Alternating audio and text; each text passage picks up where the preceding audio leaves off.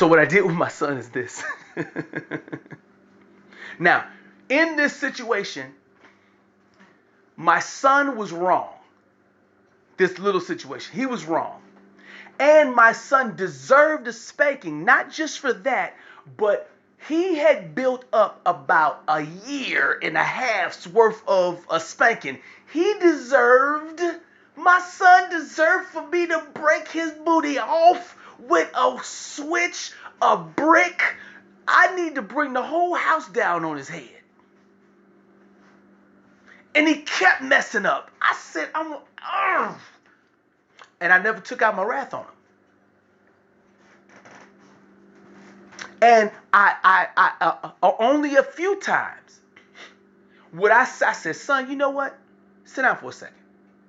Son, I just want you to know that for the past 6 months, you keep doing stuff like this, you deserve this. I'm gonna tell you what you deserve. And I was showing pictures of people getting their butt whooped. I really wouldn't show him pictures. I wouldn't show him pictures because I didn't even want him to have that image in his mind of me beating him up. But I let him know, I said, son, and I would explain what happened to me with my father, because my father, he would get mad, he would just haul off and smack me. Smack! Right in the face. My father whooped my butt all the way till I was 15. The last butt whooping that I got, he did that right in front of a woman that I was trying to have sex with. Now, he didn't know he was doing that. But he was taking out on my behind his frustration with his girlfriend. He was mad with her, so he was taking out on me by spanking me, and I was trying not to break because I was trying to impress this girl. It was tripped out. So I was upset with my son, but I always choose, if I'm upset about something to the point where I know I have to do something about it, I will go off by myself for at least a week and a half. At least a week and a half. And I learned, I heard it, one of the best examples I heard of this was my ex-wife's brother. His name is Louis, and I believe he lives in St. Louis. Louis in St. Louis. He either told me this story, or my ex-wife told me this story, or somebody told me the story that when he would spank his children, if they did something wrong, he would not immediately spank them. He would go in the bathroom and pray for like 3 or 4 hours, and then he would come out and he would talk to them. And his spankings were very measured and precise. His children were adults, or his one of his sons was adult. The other one that we met his son, I met his son, and when he talked about that, because I asked him about that, and he told me, and it was a wonderful story. Man, it was so powerful. I did not realize that my ex-wife's family had some actual good people in it. Because when you look at her, in my mind, nothing can good come out of her. But like I said, women are one part. I know people like to say sugar and spice and everything nice. That is hostile heifer doctrine. That don't work. It works for them, but it don't work. Women are 100% hostile heifer and 100% good.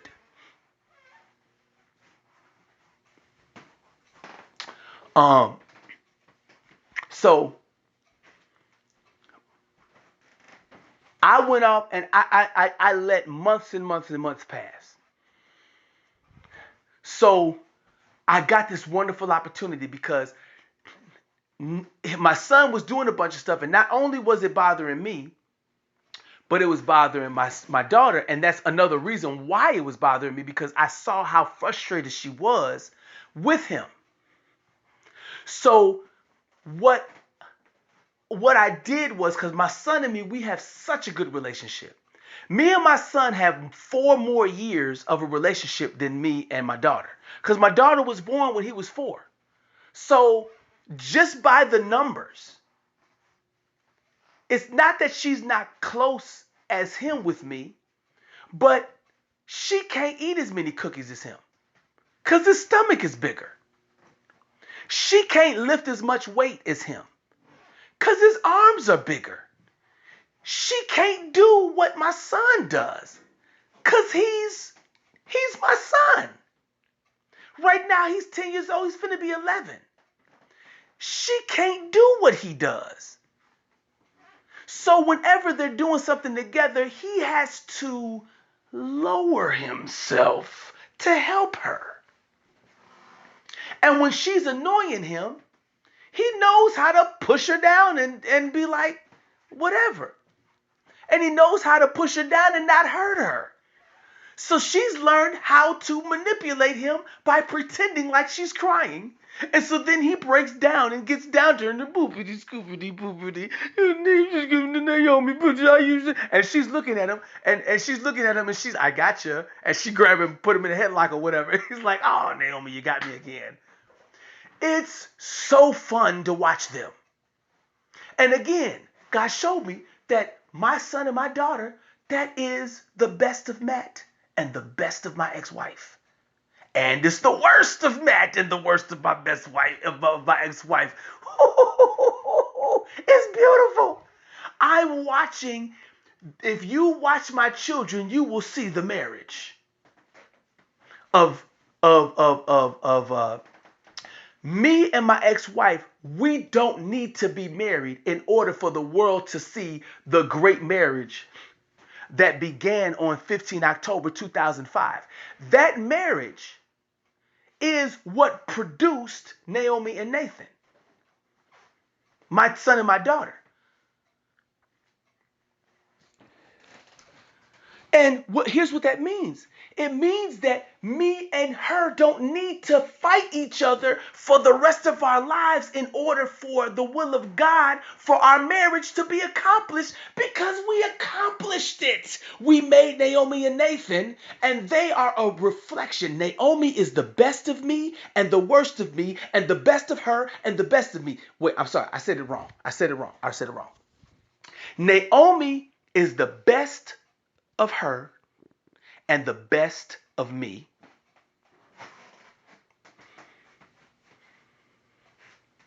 And at times, the areas of the worst of her that's in my daughter interacts with the best of me that's in my daughter. And the worst of me that's in my daughter interacts with the best of her that's in my daughter. My daughter is the best and the worst of us. She's the best hybrid model of both of us. You're never gonna get, if you ever want to know what she is, what my ex-wife is and me are, if you ever want to know what we're like, just look at my daughter. If you ever want to know what me and my daughter are like, if we were in one body, if we were one flesh, if my ex-wife and me, if we were one flesh, we would look like my son Nathan. We would look exactly like my son. My son and my daughter are two different versions of the one fleshness of my ex-wife and me. On earth, we can never really truly be one flesh. We can be in agreement on earth, but we can't be one flesh. Only one person can be one flesh. Jesus was one flesh. He was 100% man, 100% God, and he took on the sins of the world. So he had all of our sins on him, and by his stripes we are healed. So we can get one in him. But I'm not finna go into that. I'm finna tell you what happened with my daughter and my son. So my daughter and my son, she's frustrated. So I'm finna use this moment. And if I didn't have this moment in my life,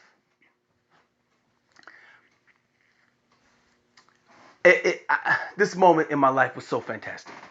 So uh, she's mad and she's hitting him a little bit, and my son is taking the blows, and he knows how to push her and not hurt her. So she's frustrated. She can't cut him down. She can't beat him down. She can't beat him down. So what I did was I said, son, look, here's the deal. I am going to pretend to spank you, right? I'm going to make it look really good, and I need you to pretend like you are screaming in pain, okay? We got to do this. Now, at first, he wasn't with me on it.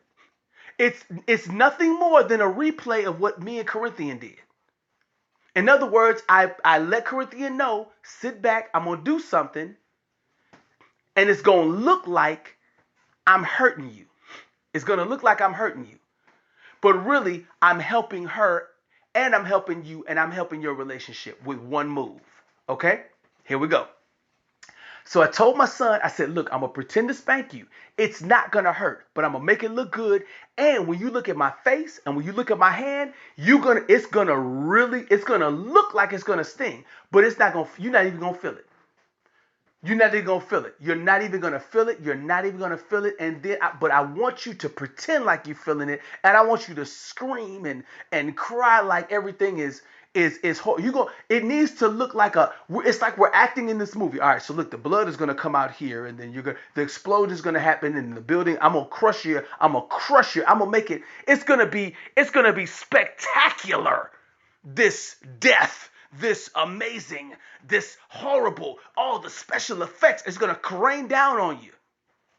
And when it's all over, she's going to believe that you're dead.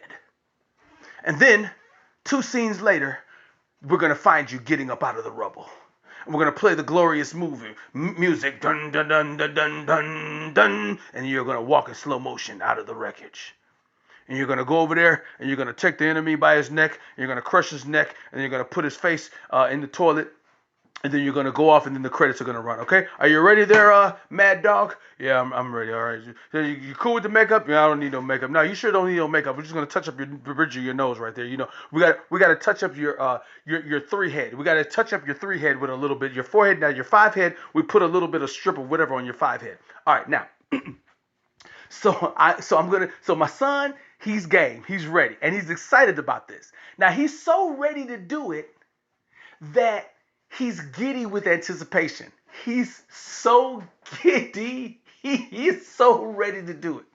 But I have to sell the moment. I gotta sell it to my daughter. Cause she ain't gonna believe it. Cause she's never seen me do this. So she's not gonna believe it if I don't sell it. Okay? And because I did it one time, I've never had to do it again.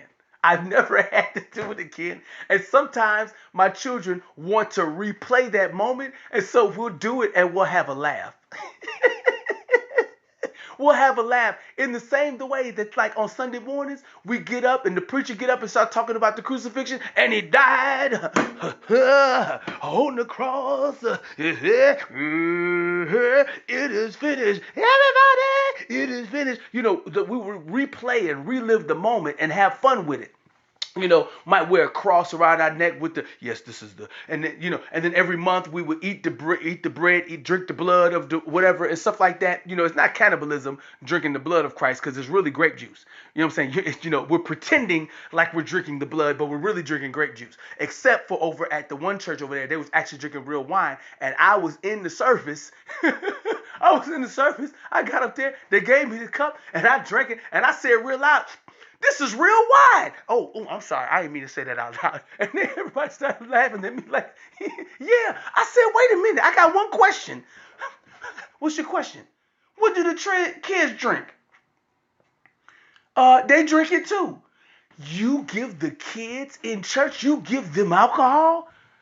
Yeah. I said, okay, now I understand why there's so many drunks in Wisconsin. Now I get it.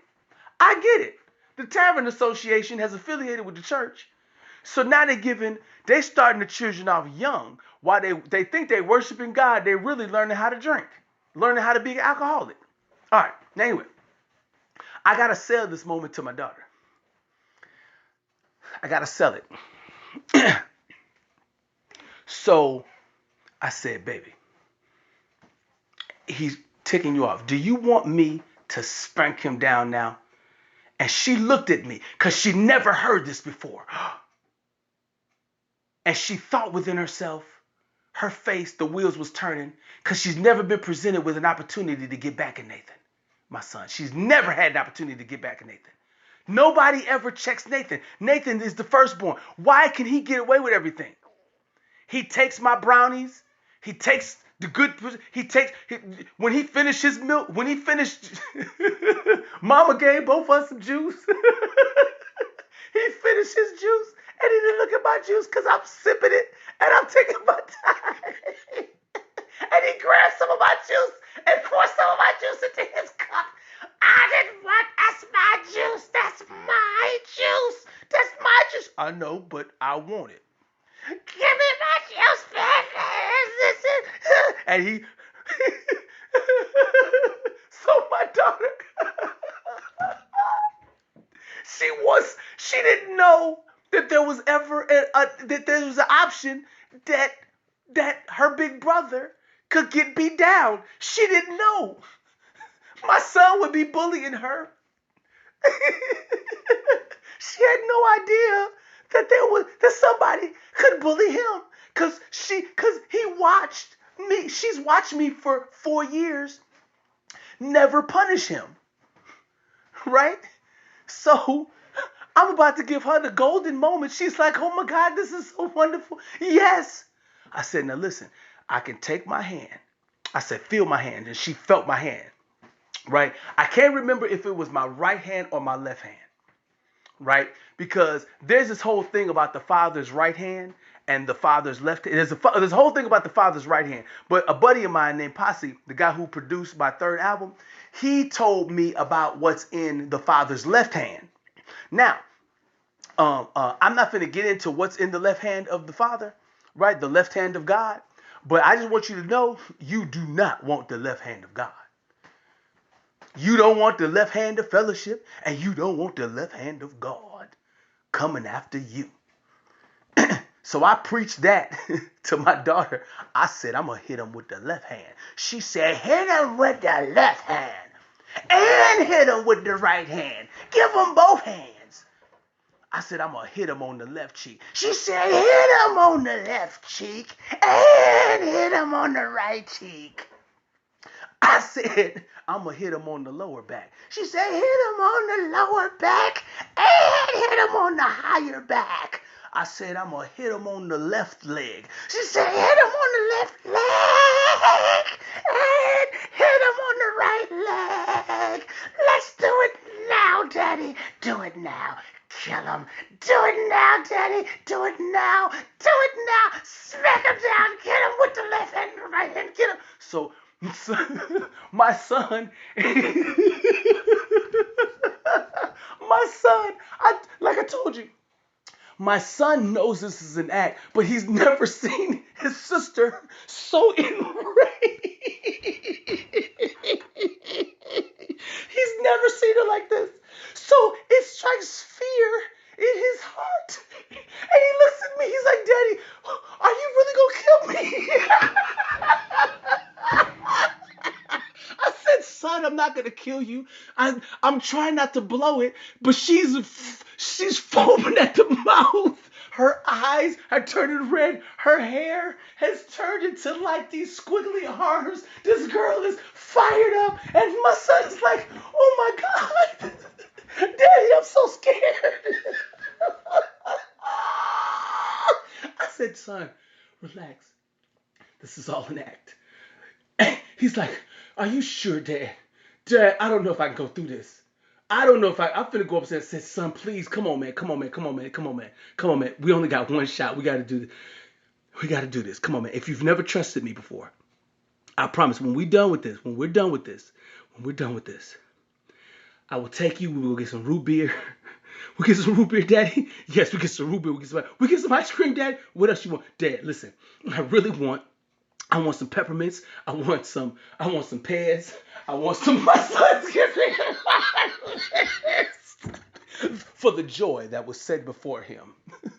The joy that was set before him, my son is getting ready to endure this moment. My son gave me a laundry list. I gave him everything. That's why I bring over candy to my children, bags of candy, because my son went through this situation. And so this is my covenant to him. Everything he asked for this stuff. And it's now his mama don't like all the candy that I bring over. It's his choice of how much he eat. I don't care. But I'm just fulfilling my end of my promise to my son, my covenant to my son. So I said, Nathan, get over here.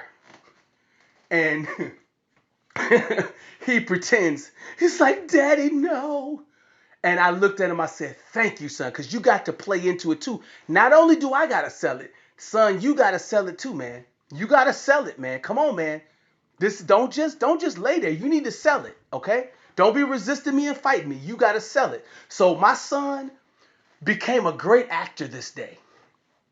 My son said, Daddy, no. And the more that my son cried in fear, my daughter was happier and happier. Finally, the moment happens. I slam him down. And I start wailing on his behind. Wham! Wham! And Naomi's like, yes. Get him, Daddy. And then she wants to get in there and she's finna grab it, jump on top. I said, baby, no. If you do it, you might get caught up in the mess. Just stand back here. She was like, yes, Dad. Yeah, no problem. Just do it. She loved the execution of the great Nathan. She was witnessing the execution of the great Nathan. The execution of the great Nathan was happening right before her eyes. She enjoyed it. Slam! And my son is so good. He's, oh, Daddy, no. Why would you forsake me, Daddy? Daddy, if this cup could pass from me, but your will, not my will, Father, Dad. Oh, Dad, remember the song where you said you loved me? You're not acting like you love me. Daddy, just want you to know, Daddy, this is not love, Daddy. And so I'm playing it up. I said, son, I am doing this. No, this is what I said. Let me tell you what I said. I'm such a douche. I'm such a bogus douche. Listen, this is what I said. He said, Daddy, this is hurting me. I've never experienced such agony, such pain. Daddy, this is hurting me. So then I said to him, I said, son, wham, wham. I said, son, yes, Daddy. I said, son, this hurts me more than it hurts you. I couldn't laugh, and he don't know the reference, but in my heart, I was crying laughing. I was crying laughing because I've heard that before. My father has never said that to me, but I've heard that before. This hurts me more than it hurts me. I don't know if it was Richard Pryor. Richard Pryor got this joke. He said, somebody said, this hurts me more than it hurts you. And he said, well, why don't you give me the switch then? Right? So anyway, we go through this whole thing. And finally, my son gives up the ghost. He lays down on the bed. And so then I look over him and I kick his leg and he flops slow motion like a dead body. Right? If this were the crucifixion, there'd be blood everywhere. His body would be tattered. He'd be naked, humiliated, ridiculous looking. And everybody standing around him looking at him like, wow. And because it was such an epic situation, the sky turned different colors. the sun went away for a little while. The moon went away, and the moon came back and spit on people. It's a whole situation. And the daughter of mine that was worked up into a frenzy was looking at her brother. For a little while, she was satisfied and happy. For a little while, she was satisfied and happy. But then I watched her little heart fill with compassion. And she was mourning her brother. And she asked for her brother to come back. It was such a powerful moment that was going on. And if I'm not mistaken, my daughter, when this was going on, my daughter might have been either 3 or 4 years old. And my son was like either 7 or 8. It was somewhere around there. I just knew that at that point, my son was no longer my son by the spirit. My son was my son by the natural, but God had taken over in his life. The same way that at 19, God had taken over in my life.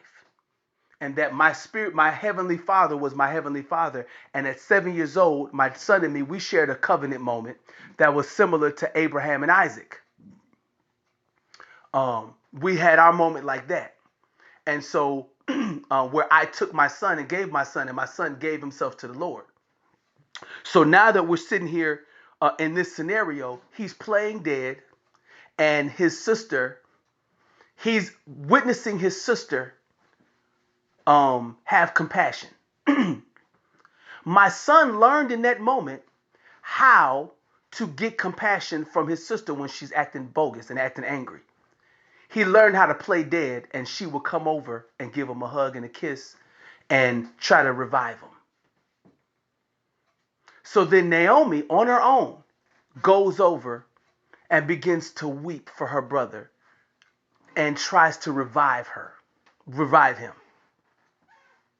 Now, my son is looking at me, and I told him, don't do it yet. Don't do it yet. Because he's now feeling the emotion of the moment, and he wants to instantly go on. But I told him, if you break character right now, no candy. You got to fulfill the whole thing. You lose all the candy. So he thought about that Pez, because Pez is, I think, is one of his favorite, and so he continued to play dead. But him and me, we're still communicating.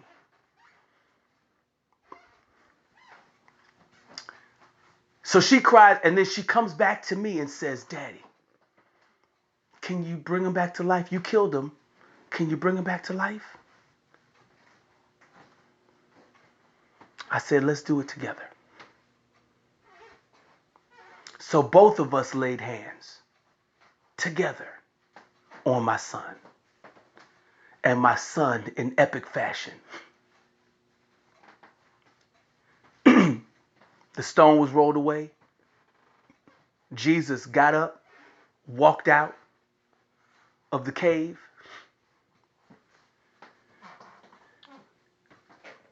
and blessed everybody, and then ascended. My daughter and me, we laid hands on my son, and in epic fashion, he got up. She hugged him with tears in her eyes, and he got emotional too, because he realized that his sister does love him, and he learned, I need to stop bullying my sister. That's my sister.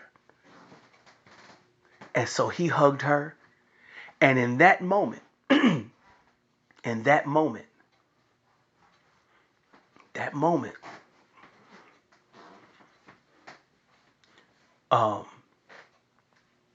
is a moment that I got a chance to make happen, because I have been, over the years, I've been obedient to God in my own way.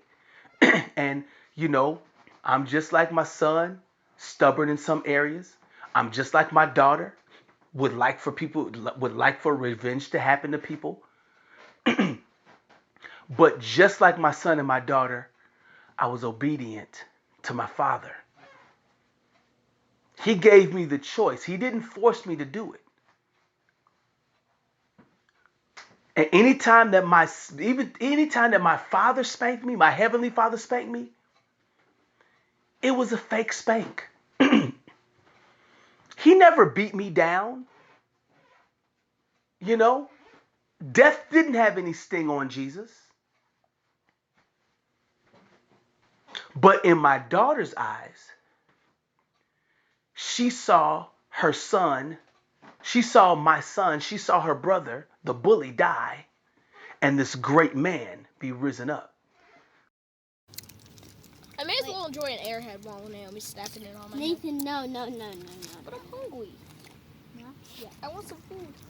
1, I don't think you can call airhead food. 2, Good point. get 1. 1. There you go. I just done 2. Slide to the left.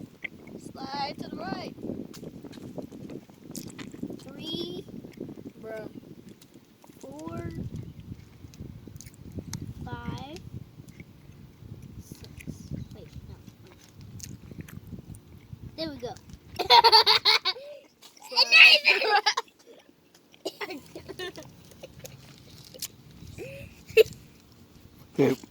Here, Naomi, put those empty boxes, put them in the... Okay. Time for some great airheads. I'm ready. I'm ready. We'll try out soon. I'm ready. I'm ready. I'm ready. I'm ready. I'm ready. I'm ready. Cool, SpongeBob.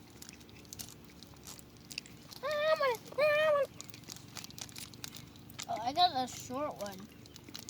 Look at this. Look at this. This is like super short. Oh, it's a little bit creamy though. Okay, 3. Did you try already? No. 2. What's up? Wait for me. Oh, my baby. Slide. The betrayal.